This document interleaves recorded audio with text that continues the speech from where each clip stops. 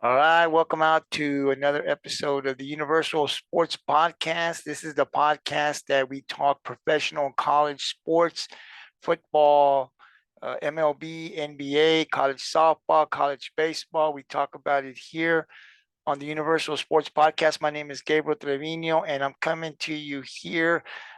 It's a Friday evening to talk. It's going to be a real quick podcast about the divisional round, the NFL divisional round game starting tomorrow.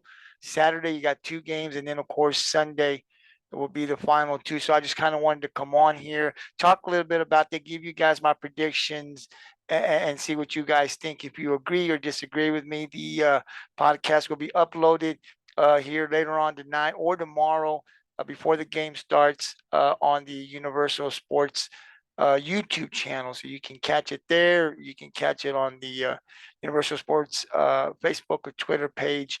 We're also on Anchor and Spotify. So they go on these platforms so you guys can hear them. There's many ways you guys can hear it. So it's going to be a real quick 20 minutes or so just to kind of give you guys, just talk a little bit about it and let you guys know exactly what my picks are. So we'll start off with tomorrow afternoon, first game on the schedule. You got the Jacksonville Jaguars taking on the Kansas City Chiefs. Jacksonville coming in 9-8, Kansas City 14-3. The game will be played in Kansas City.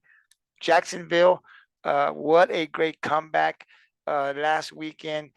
Trevor Lawrence had a bad game, 4 interceptions in the first half. He comes back and has a great performance. I mean, I think that says a lot about the kid, right? You having a bad game. If you can turn it around and then get the win on top of that, that says a lot for you. The future looks bright. They've got a great coach at Doug Peterson.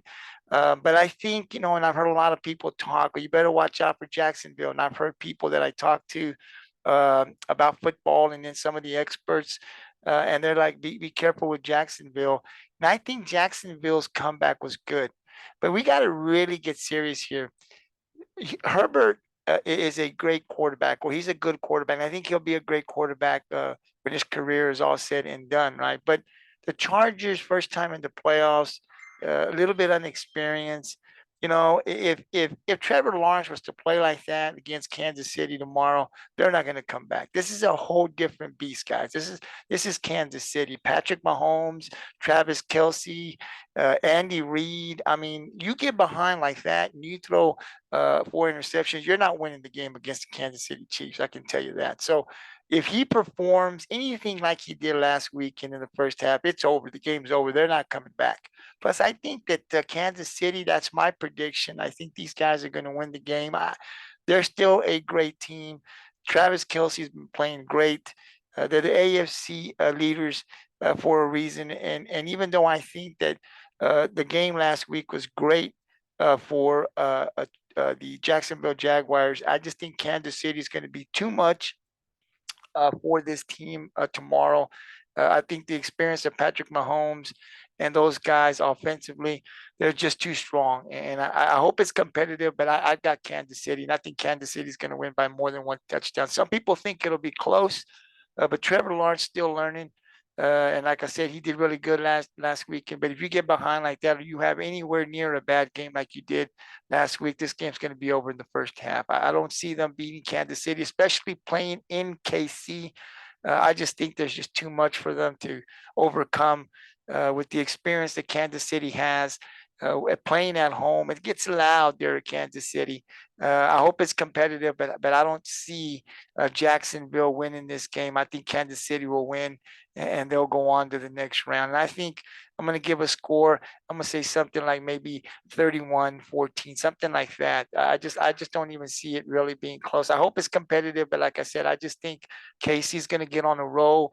And once these guys get on a roll offensively, unless the Jaguars are really feeling it, this is going to be a 2+ touchdown or so, maybe even 3 or more. But I'm going to give it something like 31-14. I don't think Jacksonville scores too many touchdowns. I think Kansas City will continue to roll. So I'm going to go ahead and say it 31-14. Like I said, Kansas City will win the game tomorrow, and they will advance to the next round. So we'll see. And again, if you disagree with me, you can tell me what you think. There'll be a little comment section. You can comment on the YouTube channel or on Facebook and Twitter. Let me know what you're thinking. Let me see if you agree with me or say, hey, Gabriel, man, this is crazy talk, man. You kidding me? Jacksonville, look what they did last week. These are just my thoughts. I do a lot of reading. I do a lot of research. I listen to a lot of the experts and what they say. Sometimes I agree with them. Most of the time, I don't agree with them because I do my own reading and stuff. But I just feel KC's a more experienced team, and I think they're going to be too much for Jacksonville this year. Although I will say for the Jacksonville Jaguar fans, you guys are on the right path, and I think this team next year is going to be a team that is going to be very competitive, and they're going to be hitting the playoffs for a while. That's a great team out there, and I love the coach. Doug Peterson is a winner. He knows how to win. It ain't going to take long before these guys are making a deep playoff run. The next game we'll talk about will be the Saturday night game. Tomorrow night's game, we got the New York Giants taking on the Philadelphia Eagles. I don't like either one of these teams because I'm a Dallas Cowboy, a hardcore fan, right? But um, I, you know, I think the New York Giants have a really good chance to win this game. I just think the running game that they have, Daniel Jones, if he plays good like he did last week, this guy can run. He had 70, almost 80 yards in rushing. So the defense, it's not about just watching the Giants run game, but you got to watch Daniel Jones. The guy can run 78 yards. I think is what he had last week. Is what I put on my notes. So this guy's a danger. I mean, 78 yards, people may think is not a lot, but it's huge because those yards can come at big moments. And that you've got to also watch if you blitz, if you rush him and you don't get him, this guy can hit you for 15, 20 yards down the field. I mean, he's just explosive. So you really have to watch his running. They got Barkley back. He's doing great. I think it's going to be up to the defense. Can the Giant defense hold Philadelphia's offense? And then I think if they can kind of shut them down, not completely, but shut them down to a point where they can keep it close, then I think the Giants in the fourth quarter, if it's close and they're within striking distance, I don't see why they couldn't win that game. Listen, Philadelphia's great. They've been playing good all year long, right? But Jalen Hurts, he was injured. He came back the last regular season game. He didn't look like the Jalen Hurts. He had some rust. And then of course they had to buy. So I don't know how he's going to come out. He's missed a couple of games. Is he going to have a little bit more rust when he comes back? Is he 100%? I don't know if he's completely healthy. If he gets another hit, how will that psychologically play? I don't know. He just didn't look like he was looking, prior to the injury. So coming back, it's a first game back. I know, there's some rust there, but he didn't look himself. And to me, Jalen Hurts needs to be able to run. He puts more pressure on that defense when they know that they've got to be, watch his rushing, his running. So if he's able to do that, he puts pressure on that Giant defense. Then I think the Eagles will win this game, obviously, if he's effective. But if he doesn't run, if he's not running, if he's got some rust, I think that could, play to the hands of the New York Giants. And like I said, if they keep it close here, I don't see why they can't win this game in the fourth quarter. Listen, I picked the Philadelphia Eagles. They're at home. But I do think that the Giants have more than a chance. I think they have a good chance to win this game. I think it's going to be a great game. Listen, Philadelphia has beaten the Giants twice. They say it's always hard to beat a team 3 times in one season. That's what the Philadelphia Eagles will have to do. So if all that is true, then that's just another plus for the Giants, right? But I think this is going to be a really good matchup. I think both teams are going to play hard, but I think the New York Giants are going to come to play, man. And hey, listen, we've got nothing to lose, right? No one had us here. I think the pressure's on the Eagles. They have to win. And like I said, Jalen Hurts, just played one game, having to come back from missing a few of those games prior. How healthy is he and how much rest will he have? We will find out tomorrow evening when these two teams take the field, right? But like I said, I'm still going to stick with Philadelphia simply because they've had a great season. And they're playing at home, but you better be careful with the Giants because this might be the time where the Giants really upset the Philadelphia Eagles. So game starts at 7:15. The Giants come in 9-7-1. The Eagles 14-3. That game will be played in Philadelphia at 7:15 p.m. You can watch it on Fox, man. So it's going to be two great games tomorrow. I can't wait. I got to work in the morning, get out kind of early, come home, get the chips and everything ready, sit down and watch two great playoff games. I'm going to hopefully be able to watch both of them. That is the plan right now. Then we'll travel. We'll go over to Sunday, the next game. First game starts at 2 p.m. on CBS. You got the Cincinnati Bengals 12-4 taking on the Buffalo Bills 13-3. Buffalo playing Miami. You heard me on the podcast earlier this week. I was kind of concerned. Listen, I picked the Buffalo Bills to win the Super Bowl before the regular season started, and I'm going to stick with the Buffalo Bills, right? Josh Allen, Diggs, that defense, but Von Miller is hurt. He's out, and he's huge. That defense is still good, but they're better with Von Miller. So Von Miller being out, uh, you know, the thing with Josh Allen is he can make one play, two plays, and he can get you in the end zone. I mean, he's just explosive, right? We've seen that. But he's also turned the ball over a lot. And in this game last week against Miami, I really didn't give him a shot. I didn't think Miami had a chance. Coming in with all those injuries, they came to play. And the thing that was kind of worrisome when I watched that game was, they just Buffalo just didn't just kill it when they had the opportunity. They let them hang around, a turnover here, return back here for a touchdown. All of a sudden, the Dolphins are in this game in the second half, and the Dolphins then start building this confidence, right? Like we think we can win, and a play here and a play there that goes Miami's way, and I'm probably talking about the Dolphins now, and be talking about the Bills next year, right? So the Bills, I believe, got real lucky. They're explosive, they've got weapons, and they can score quickly.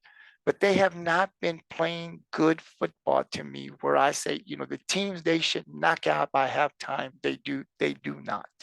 And for me, that's a little concerning. And moving forward in this game, I think they better be very careful with the Bengals. You got Joe Burrows, and this guy's a football player. Man, I love this kid. I love watching him play football because I just think he's a football guy. I mean, just that's who he is, right? And I love watching him play. And they played against the Ravens, and people told me, "Hey, man, but they didn't really dominate the Ravens either. The Ravens could have beat them," and that is true. Although I would remind everybody that the Ravens defense is a lot better than the Dolphins defense, in my opinion, right? So when I was talking about that game, I said, "Listen, defenses win championships," is what they say, right? So even though they didn't have Lamar Jackson, I thought this game might be a little competitive. It could be close because the Ravens defense could keep them close enough where they could, strike in the fourth quarter should that happen. And they did. That defense is solid. It's good, right? So they kept them close. They didn't, the Bengals did enough to win, but obviously the Ravens had an opportunity to win. But this is a great defense that Joe Burrows was playing with. So I'm not surprised at the score. I always thought that Cincinnati would win, but they played a tougher defense in the Bengals played a tougher defense in the Ravens than the Bills did with the Dolphins. So they didn't play their best game, but I'm telling you that on Sunday afternoon, if the Bills turn that ball over, if Josh Allen turns this ball over and is careless with that ball, this is a team with Joe Burrow and those weapons. They will leave Buffalo with the W. I'm telling you, this is going to be a really good game. I have the Buffalo Bills in this game. They're at home, and I picked them to begin with, and I think I need to stick with them. But my gut tells me Cincinnati has a very good chance to win. I actually think Cincinnati's going to win this game. I'm taking Buffalo. That was my prior pick before the season started. But like I said, I think Cincinnati's got a great chance. If I'm Buffalo, I'm a little concerned about playing Cincinnati. They're going to have to play really good football, Buffalo, to beat Cincinnati, because if they come out and give a performance like they did last week against Miami, they will lose this game, and we will be seeing Cincinnati taking on Kansas City in the AFC Championship game. I'm telling you, but this will be a good game. 2:00 p.m. on CBS. Cincinnati, Buffalo in Buffalo. Like I said, I'm sticking with the Buffalo Bills because that's who I picked, and I'm not going to jump off the bandwagon. But I am concerned with their play, especially what I saw last week. And I think Cincinnati's got a good opportunity. Now, if Buffalo turns it around and plays great football, does not turn this ball over, and I think Buffalo becomes real close, and I think Buffalo's got a really good chance of winning the game. But we'll see how this plays out. Sunday at 2, taking the Buffalo Bills, it should be a good one. Then we'll finish off the weekend on Sunday. The late game, you got my Dallas Cowboys traveling to San Francisco to play the 49ers. We've been talking about this all week. Every day I've been discussing this with people on my podcast. I've got a little audio channel on my GT Sports Facebook page where people can chime in and we talk. And I'm pretty much all talked out, but I still got a little bit left to talk here, a few minutes to say that, of course, I'm going to take my Dallas Cowboys. That game will be Sunday at 5:30 p.m. on Fox. You got the Dallas Cowboys 12-5 traveling to San Francisco to take on the 49ers at 13-4. The Cowboys played really good against the Tampa Bay Bucks, right? Like I didn't expect that. I was cheering and wanting my Cowboys to win. I did not see a 31-14 game for my Cowboys, right? Dak Prescott played probably the best game of the season. Now, there was a really good game he played against Minnesota, but man, was he just in a rhythm.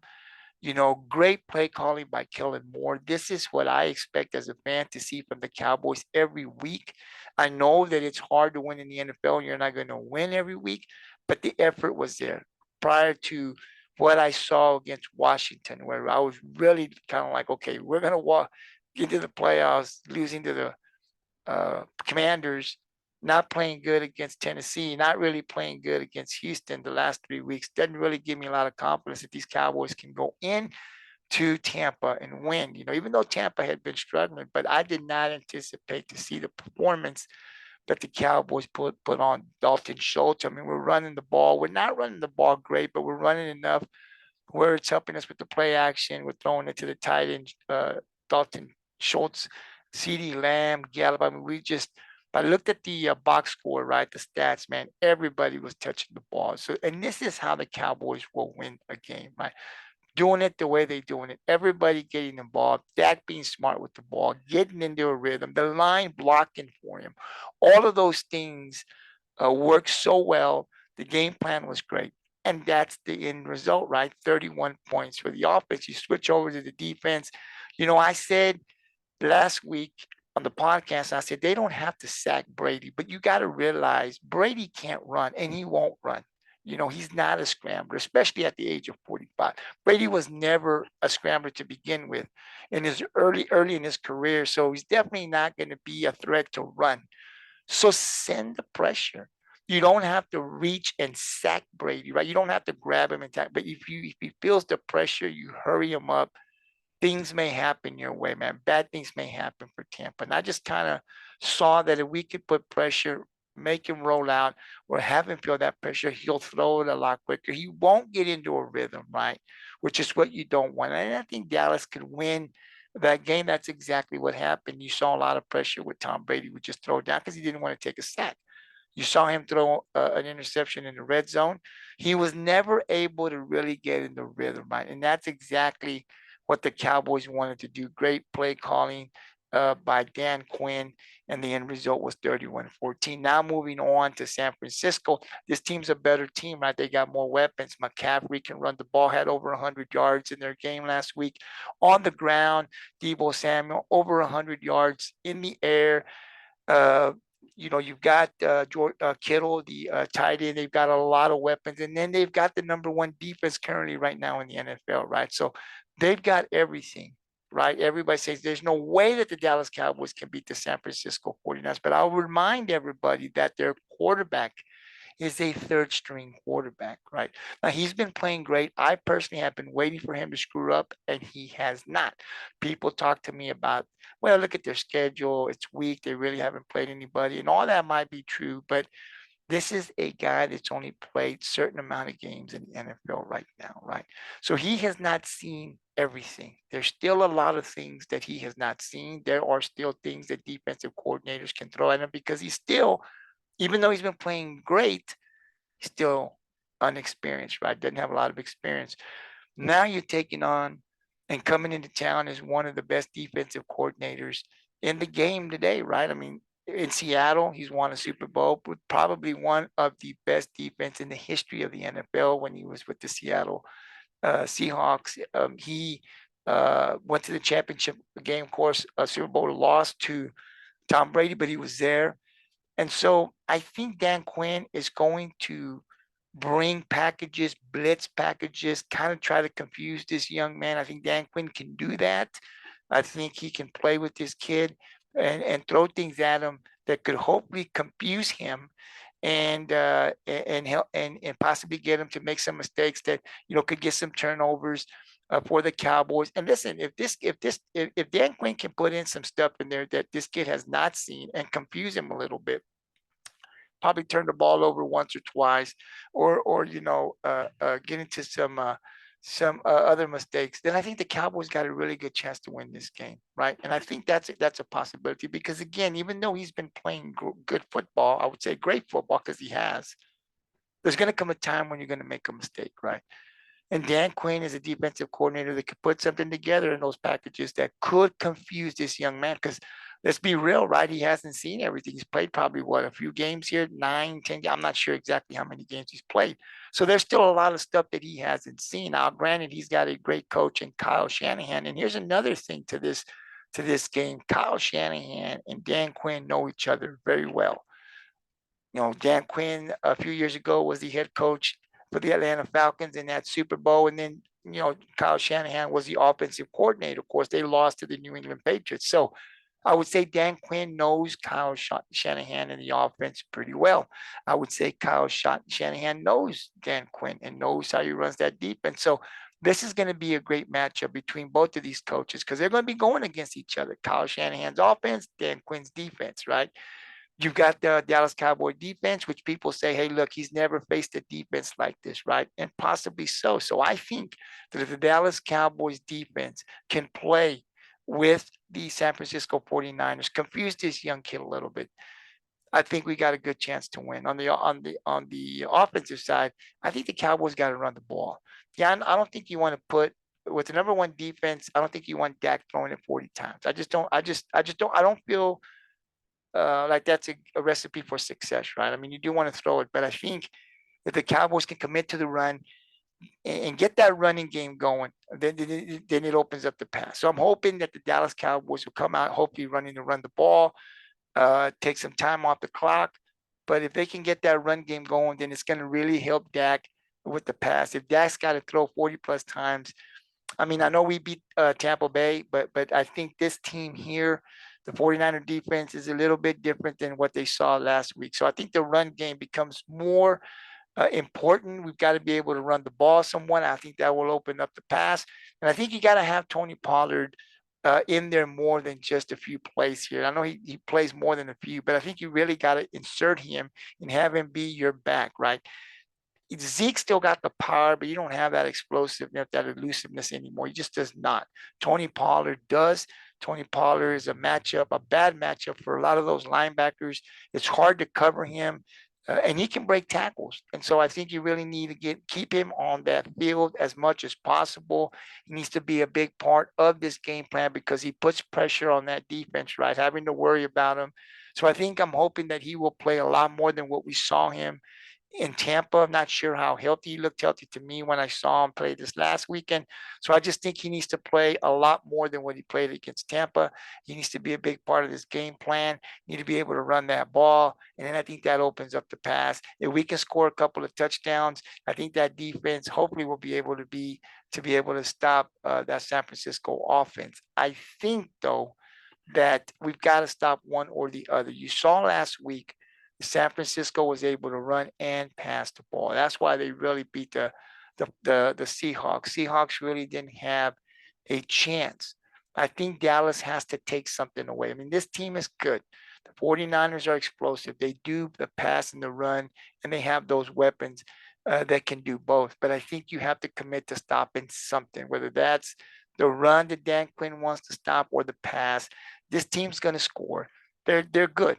But I think you have to commit to stopping something. If it's committing to stopping the run, then we stop the run and we live with the pass, right? They'll get some big plays. Hopefully our offense can score and we can win the game at the end of the day, right? But I don't think you can let them do both. I don't think Dallas can let San Francisco run and pass, because if they're able to do both, then I think Dallas is in trouble. So I'm thinking that Dallas will take something away, whether that be the pass or the run.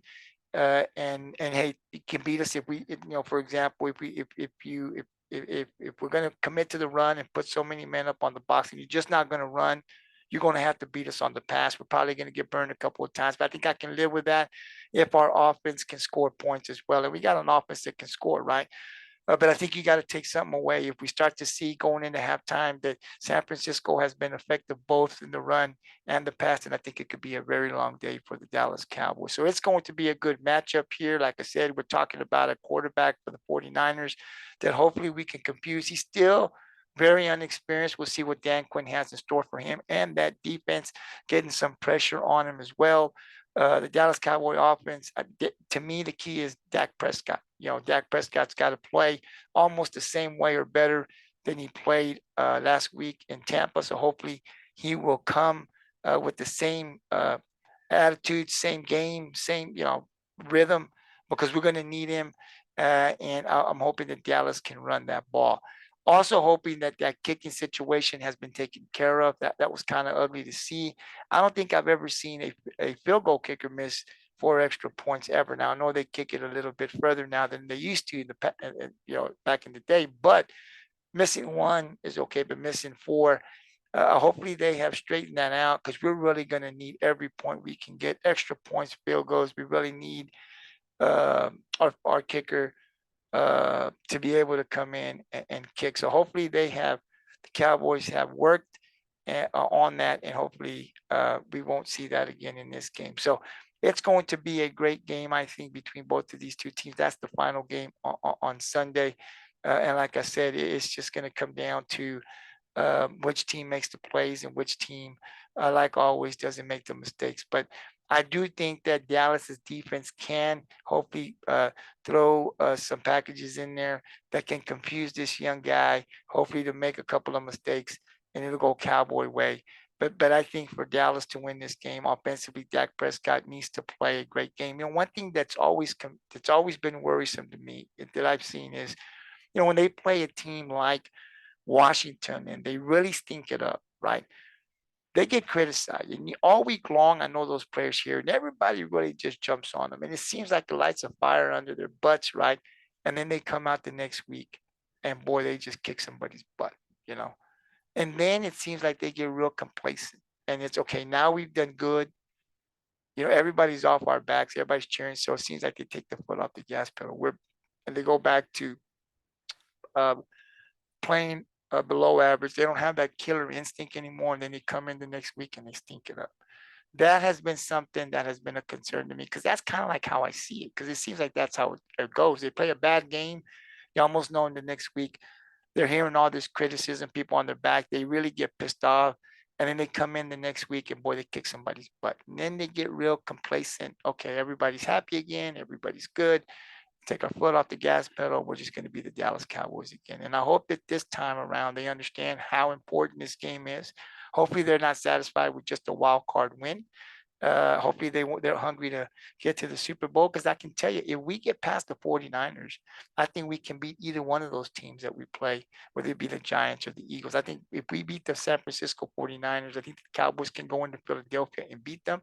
And if we play the Giants, then the Giants have to come over to Dallas and we'll play them at home. So this is a key game for the Dallas Cowboys.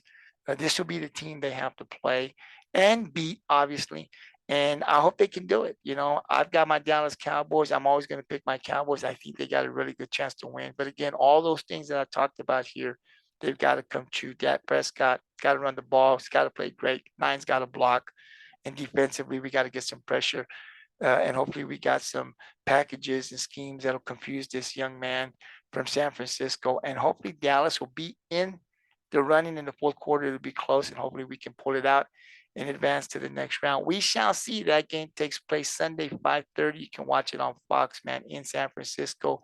It will be a good one. So I just wanted to come on, talk a little bit about these four teams. Once the game is played, I'll come back on Monday and I will talk about the results. Hopefully, I'm saying that the Dallas Cowboys will win, but if they don't win, then they don't win, right? Somebody asked me if I thought that McCarthy would be fired if the Dallas Cowboys lose this game, and I said that if McCarthy, did not beat Tampa, I thought he would be fired. If he lost last week, I thought Jerry Jones would definitely not. I think this is his third year. I don't know if he's on his last year of his contract. I think he is, but I'm not sure on that. But I thought he would not return if he lost to Tampa. He did not. So now moving forward to San Francisco, I'm not sure. I know Sean Payton, everybody's talking about Payton being out there, but, I just don't think that Sean Payton's going to come to Dallas. I mean, I just think knowing Sean Payton and what he would ask for, I'm not sure that Jerry would give him total control. I don't know. You never know what Jerry and Sean are talking about if they're talking, but I think that he's done enough. Obviously, when he got hired on, it wasn't to win playoff games. It was to get to the NFC Championship and to a Super Bowl. The ultimate goal is to win a Super Bowl. But I think if he loses to San Francisco, there have been some good things in the last 2 years that McCarthy has done. And I just don't see how you could fire the guy. I think you want to continue to keep him there, continue to build. I think if firing him, I think would not do justice. Even if we lost to San Francisco, you won a game. I think you got to give him another year or two to see if he can build on that. I think for Jerry Jones, keeping Dan Quinn and Kellen Moore would be a little bit more difficult. I think, like I said, I think you keep McCarthy because I think he's obviously building it up, right? So I think you just got to give him a little bit more time to see if he can continue to build on what he's done these last 2 years. Now, Kellen Moore has some interviews I've read and heard, but I don't think he's in danger of leaving. I do believe, though, that Dan Quinn, they're definitely after him. So how Jerry, would need to be able to figure out a way to keep both Quinn and Moore again, because I think if you keep McCarthy, you need to keep the two coordinators as well to continue to build on this for the next year. Because if you lose Dan Quinn, I think we're in trouble. Doesn't matter who comes in. If Dan Quinn takes some kind of head coaching job somewhere, I think that's really going to set our defense back. So moving forward, that's what I predict. I think no matter what happens here, obviously, if McCarthy wins Sunday, he'll for sure be back. But I think he's done enough. I think Jerry needs to kind of look at it in the sense that he has won a game in the playoffs, and I think you need to keep him there because the season's been good, and I just think you got to give him another shot and see if he can continue to build on what he started. I think firing him would not do justice. So I anticipate no matter what happens on Sunday, excuse me, that Mike McCarthy will be back. I'm just more concerned on what Jerry would do as far as keeping his coordinators, Kellen Moore and Dan Quinn, really, because I think everybody's really pursuing Dan Quinn. There's some jobs out there, and somebody's going to come hard at Dan Quinn. So Jerry, if keeping McCarthy, would also need to keep, I believe, both of those coordinators. That's the only way it makes sense to me. I could be wrong, but that's how I see it. So we'll have to wait and see. Let's see if we can win this game on Sunday. And if we do, and if we don't, then we'll see what Jerry does with the coaching staff. But definitely, I've got the Dallas Cowboys winning on Sunday, and hopefully I am right. So again, I just wanted to come out and talk a little bit about that. This Universal Sports Podcast is a podcast where I talk NFL football. Once the season's over, I will talk basketball, NBA. I will talk MLB, Major League Baseball. On this podcast, you'll hear more talking about the whole baseball season, right? Getting into the playoffs and the World Series. But mainly, I'll be talking a lot about those Houston Astros. That's my team.